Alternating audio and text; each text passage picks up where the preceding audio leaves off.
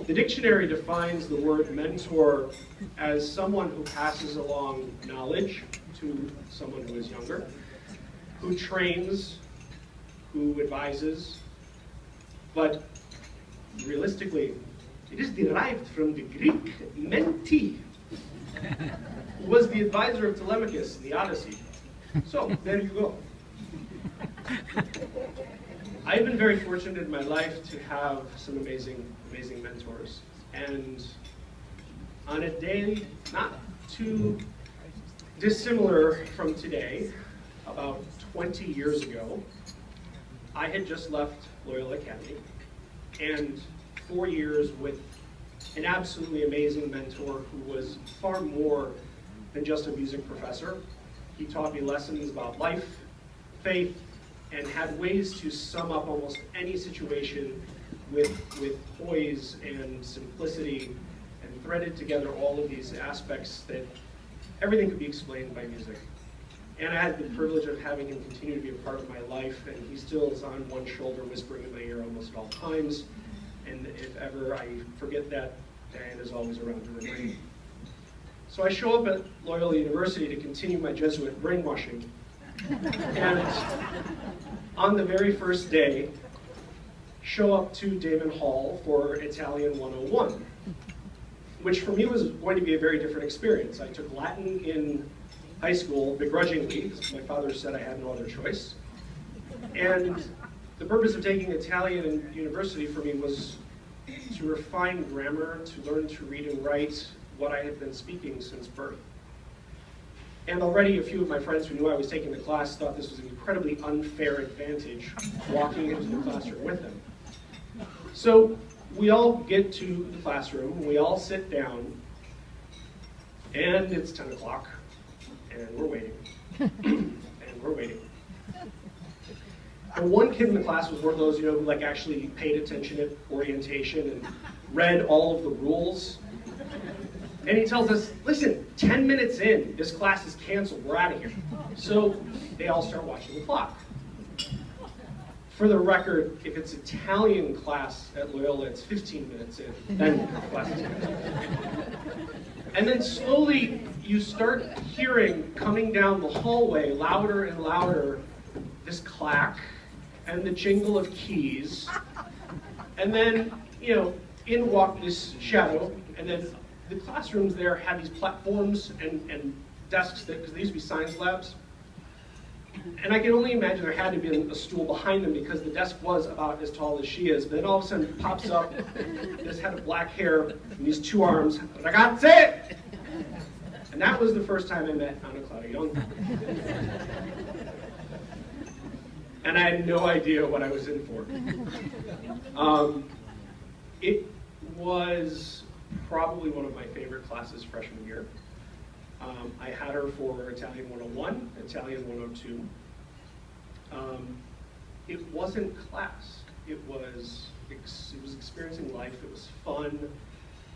We didn't just learn the mechanics of language. We learned the culture. We shared experiences. There were probably a third of us that were of Italian descent. Some of us knew dialect and Italian. Most only knew their dialect, so they were there to learn the more traditional modern Italian language. And then there were some who just thought, hey, Italy sounds like a really cool place to go someday, so I might learn the language. So you had a bunch of Americans who were in there as well. And Clara found a way to thread together all these different backgrounds and draw the same passion for learning.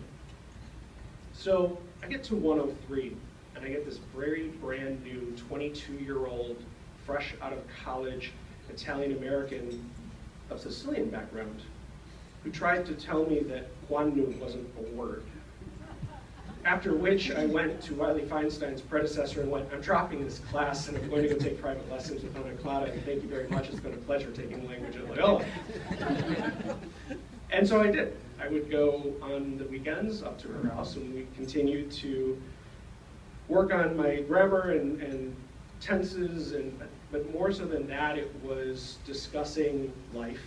And she was pushing the same passion for history that my father had pushed in me, and eventually that came to writing the 3,000 years of Sicilian history presentation that I've done for this group a couple of times.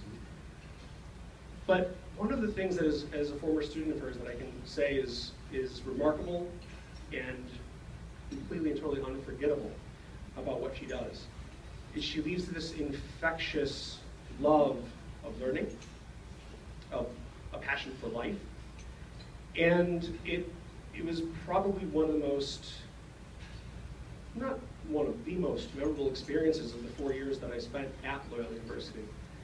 And I know that there are students from every one of the years since she began teaching at Loyola in 1987 who feel the same way, many of whom have become teachers because of her as a result of it. She came here from Italy and started teaching at Loyola University in 1987. She was also the Italian editor for Fra Noi for 3 years.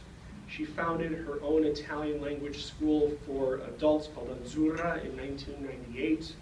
She teaches courses at Casa Italia for people of all ages. You can see she's never bored.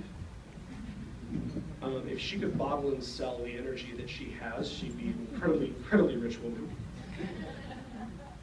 But the way she would thread together how to learn what is one of the most rich cultures in the world, not just our language, the songs, the food, the traditions, the festivals, she found a way to bring it all together, whether it was using the Italian club or taking us on a field trip or bringing her students here to one of the many SACA meetings or to Carnevale.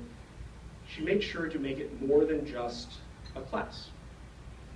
And it's that passion for teaching, that passion for life, that passion for culture, that you'd almost make you wonder if she was really the inspiration for Eat, Pray, Love, or vice versa at some point in there.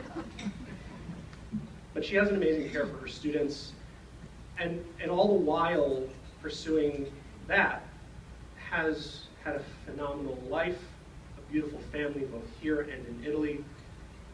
The tan isn't just from her annual return to Italy. She was just in Hawaii to see her son, who's serving in the military there. And it's possibly, of all the people I've come across, and of all the lessons I've learned from her, it is do everything at 1,000%. Put your heart and soul into everything that you do. And no one knows quite how, other Fazil can probably postulate on this, that God put so much into such a tiny little package. But we are all the better for knowing her, and proud to have her as part of this group. And I couldn't be more honored to be the one to have the pleasure to introduce our second Medal of Merit awardee today. Please welcome to the stage, Dottoressa Clara Ionta.